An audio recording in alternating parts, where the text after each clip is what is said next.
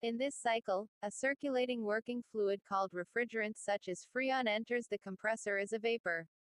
The vapor is compressed at constant entropy and exits the compressor superheated. The superheated vapor travels through the condenser, which first cools and removes the superheat and then condenses the vapor into a liquid by removing additional heat at constant pressure and temperature. The liquid refrigerant goes through the expansion valve, also called a throttle valve, where its pressure abruptly decreases. The freezing refrigerant then travels through the evaporator, taking away heat from the body to be kept at low temperature.